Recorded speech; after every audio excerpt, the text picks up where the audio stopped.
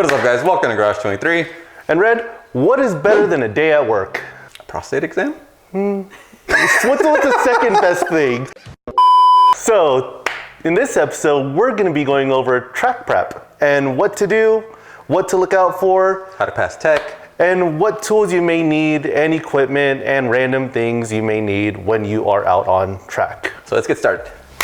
So Red, for a track day, why don't you bring the R30? What about the G35? Oh, why this? It's the only one that runs. No, not really. Actually, a lot of our cars run right now. I think this one's the fastest. 34 would have been a close second, or maybe first. It would be a good roll race, honestly, to figure out. Yeah, this would be a good video I've been wanting to make. But yeah, regardless, I think this one would do the best, even next to the 240 or Z. This one makes like around 300 wheel horsepower, so Yeesh. I think it's the best bet. For those of you guys that haven't seen any of our older videos, this is our 96 Nissan Altima. It was my first car, and it now has a 2012 Nissan Maxima engine, which is a front wheel drive HR. It's basically a DQ35DE with HR heads. It has a 350Z ECU, tuned on up rev, got a 4-inch intake, long tube headers, full 3-inch exhaust, K-Sport coilovers, rotiform, 9.5-inch wide, 18-inch wheels, 275/35/18 tires, solid motor mounts. But yeah, I think this is gonna be our best bet to lay down a good time on track. The only issue is that it's been sitting for like months, maybe years at this point. I mean, there was like a thick layer of dust on this thing. So we need to take care of some maintenance. I at least washed it already, so that's one thing off the list.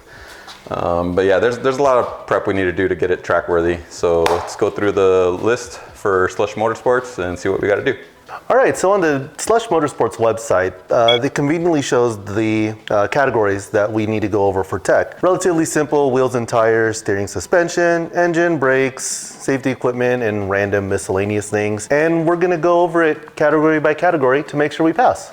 All right, so the first thing we're gonna go over are the wheels and tires. So it says in the description, all 4 tires are in good condition with adequate tread depth, clear of damage, and no more than 5 years old. Yeah. Another big thing is you need to make sure lug nuts are present and torqued, as well as hubcaps and any trimmings on the wheels are removed. So it looks like we need to also make sure tire pressures are properly set. Yeah, that's fine. All lug nuts are present. Yeah, that's there. And all are torqued to spec. Yep. And hubcaps and trimmings are removed. Yeah, I don't see any trimmings or hubcaps. All right, so the next part's gonna be the steering and suspension. So if we're gonna check to make sure there's no playing in the steering rack.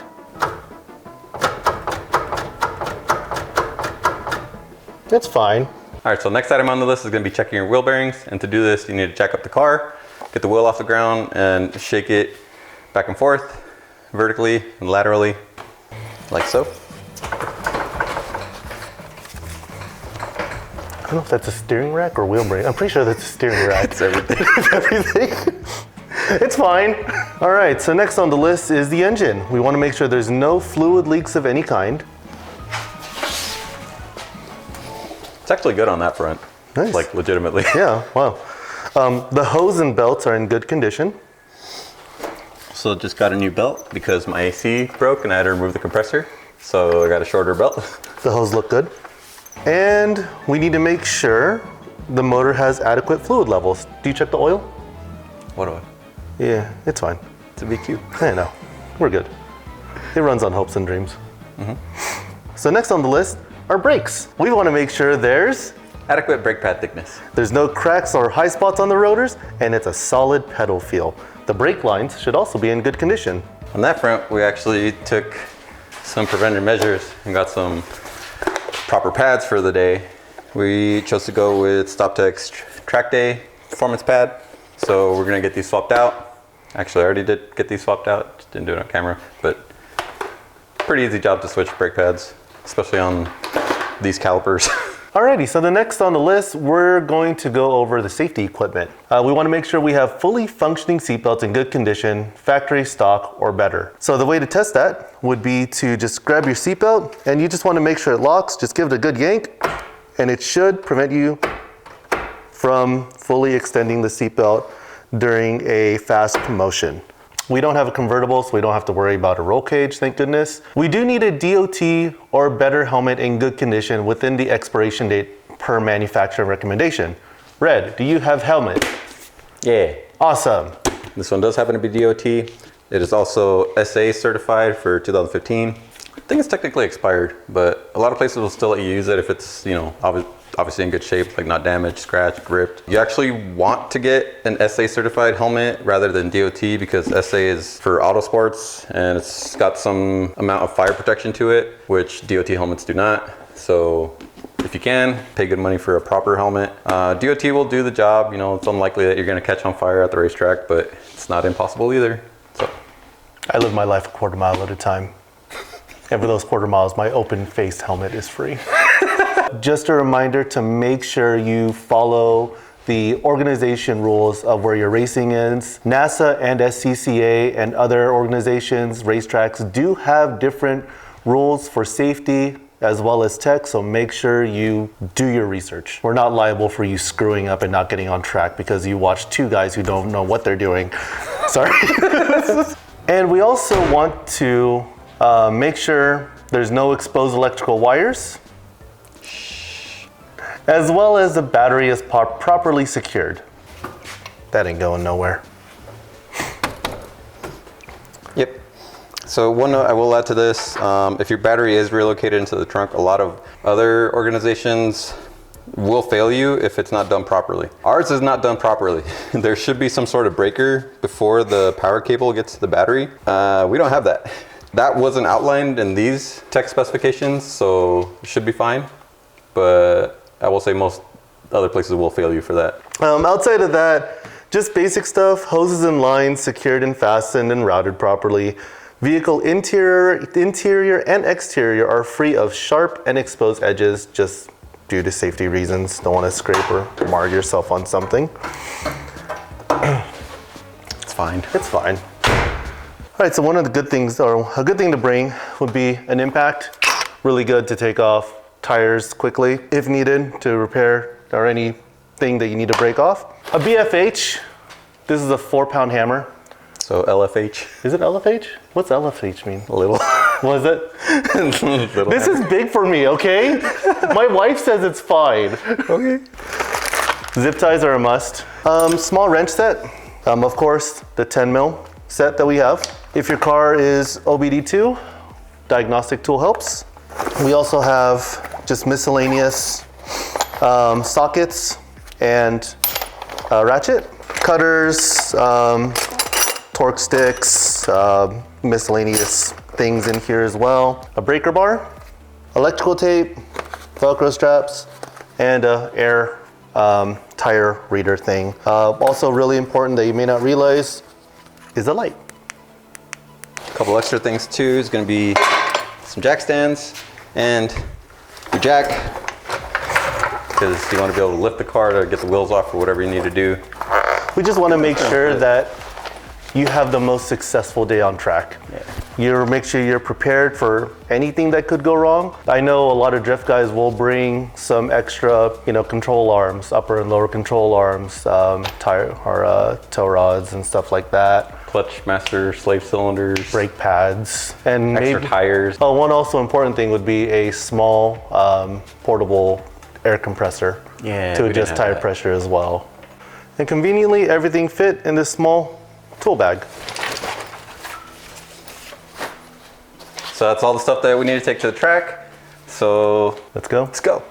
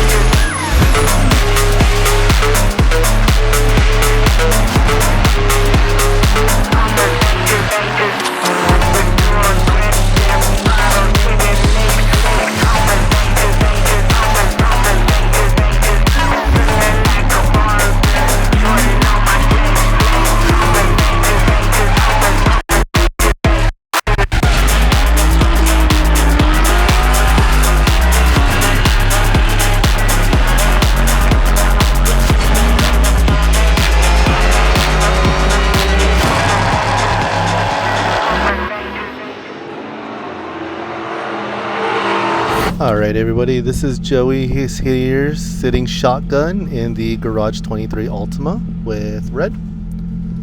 And we're sitting here on track. We just got back down from the paddock onto the track. I believe we're doing a parade lap for the second layout this afternoon. They had a different layout this morning, which was... Which sucks because I only got 2 runs in on the morning, so I was barely starting to get the idea, and now we have to start over. Yep. But at least I know how the cones work now. And, you know, knowing is half the battle. Yeah. So, and once we get there, we can kind of just have a couple smooth runs. Hopefully we'll get more than 2 heats in for this session. So this time we're just going to keep getting back in line the whole time and try to get as many runs in as we can.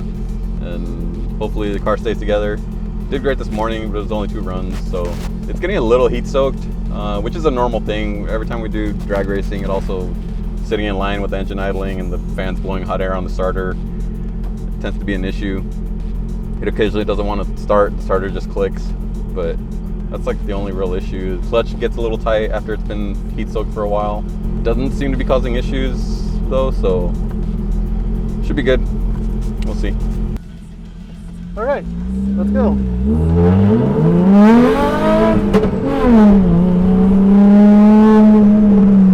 Right. Left.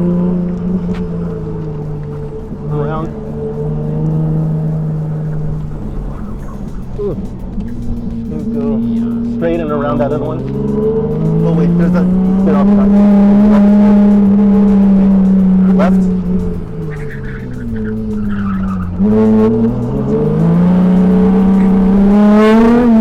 Left. Wait. Yeah. Then you left, you bring it back in.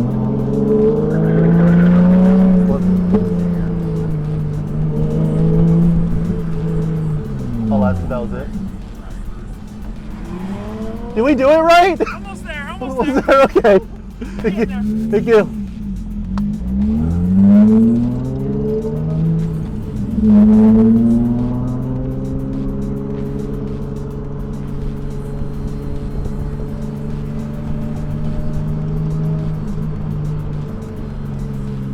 There's a lot of cars.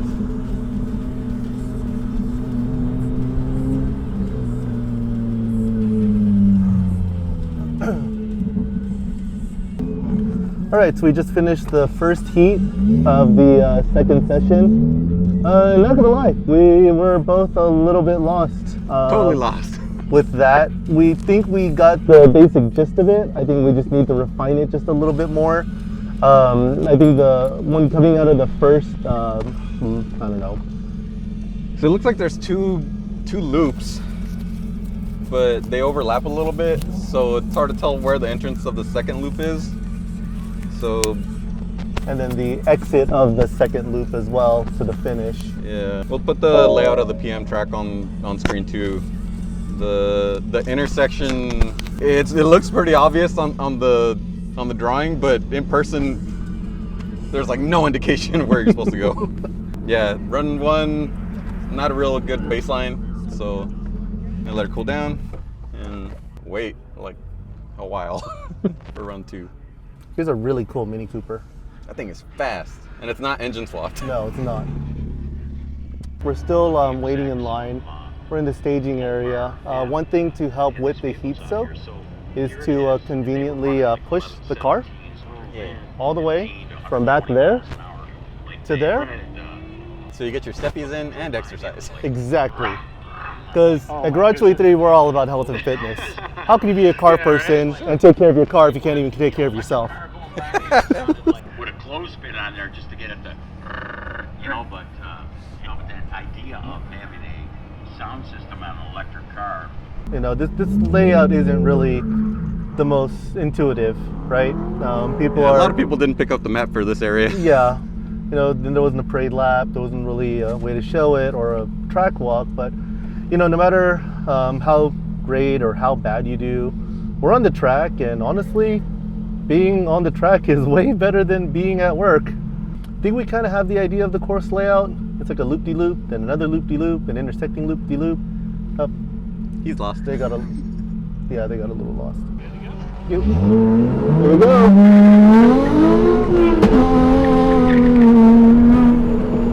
Right.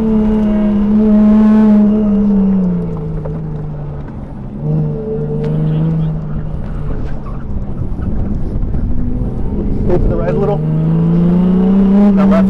Left. You good. You got it.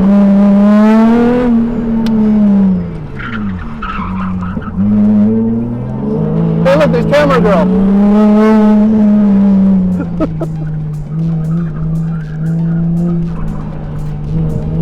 There we go.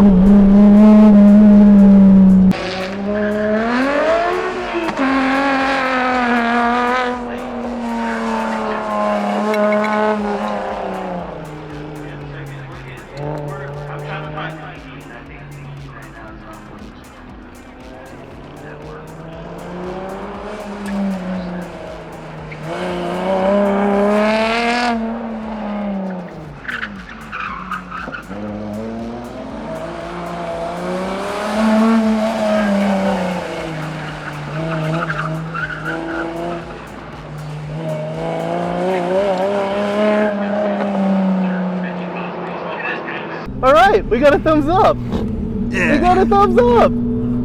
Still felt a little iffy on the very last bit, but We got it.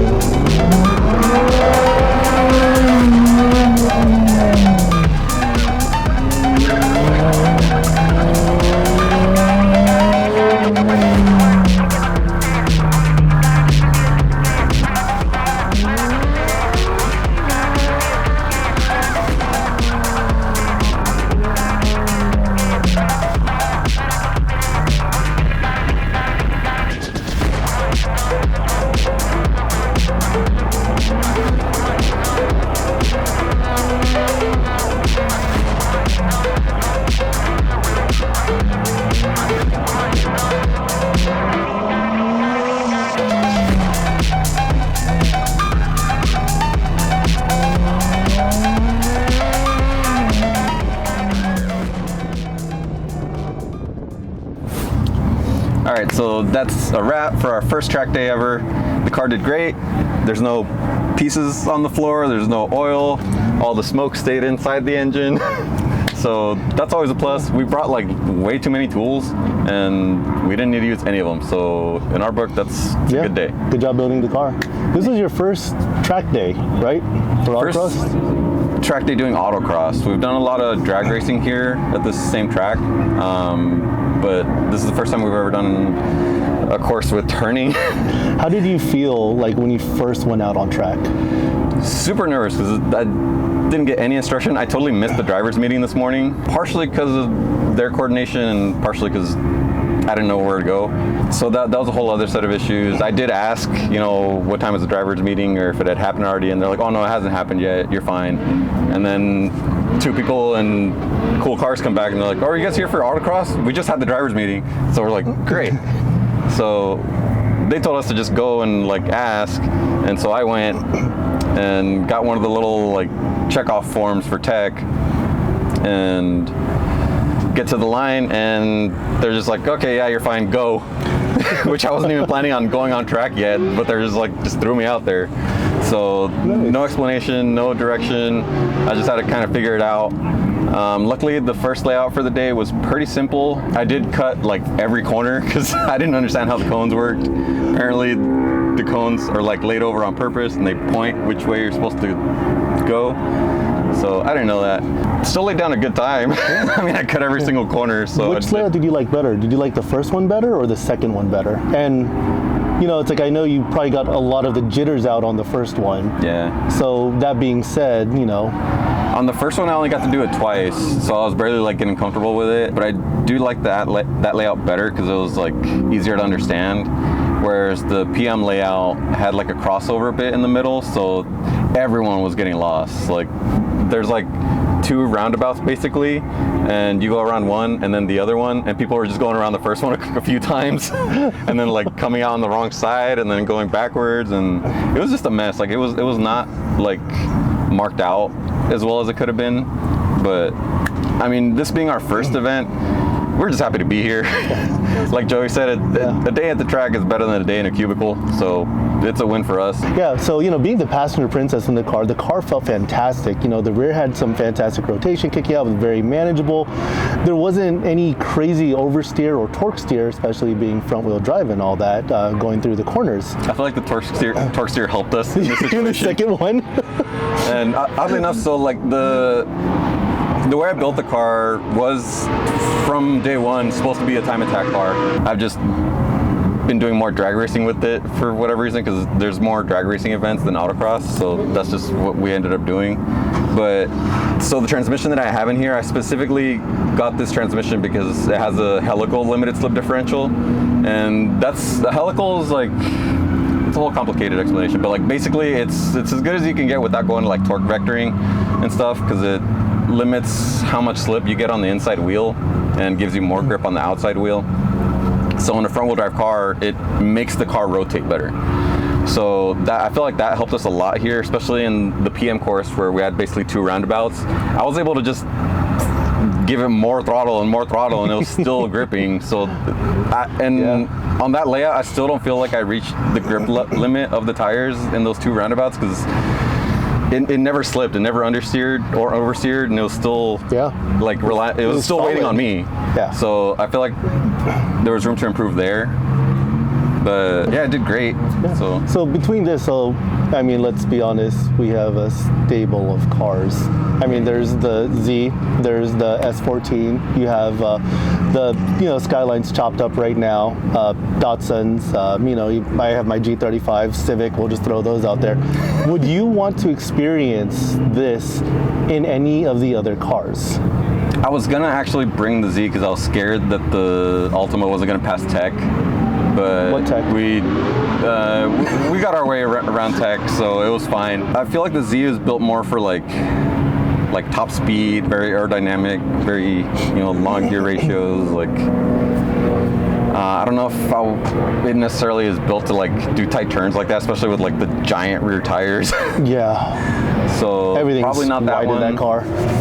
I think the S14 would be my next choice. It's just so slow that I don't feel like it would be satisfying or even like competitive in any way. So we would definitely need to do something about the engine in that car. The Skyline's the only other choice left, really.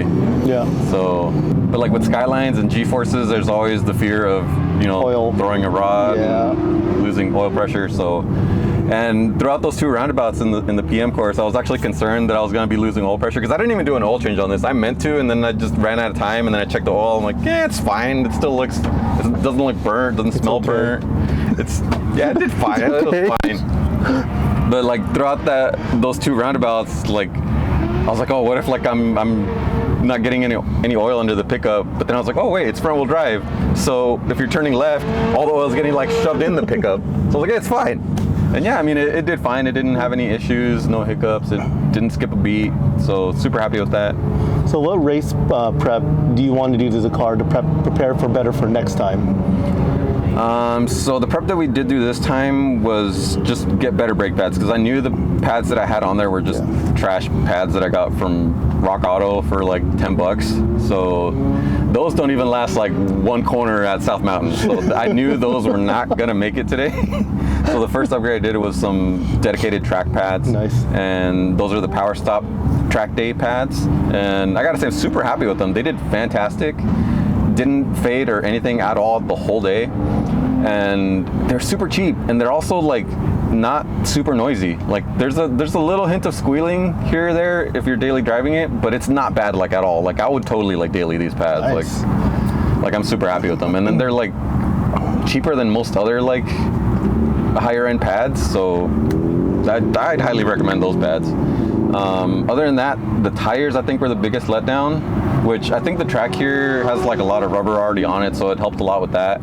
But a dedicated track tire would have definitely helped a lot, because these are just about to fall apart, honestly. I'm surprised they didn't. That was the one thing I was anticipating to actually like go wrong today. Yeah, I was waiting for a D-Lance. We brought a whole other set. Yeah, literally. Like I was expecting like a whole sheet of tire just to come flying off at some point, but it didn't, and we're still fine. But I brought a whole other set of wheels just in case. But luckily we didn't need them. So again, good day. That's really good, man. I'm really happy that you're finally able to get out here. And on your birthday, out of all days, Yeah. which we're not going to disclose because this video is coming out after your birthday and they don't know when this happened. Yeah. Don't look up Slush Motorsports events. Yeah, so that's gonna be it for this time. Thank you guys for watching. We really appreciate it. And remember, always do your best.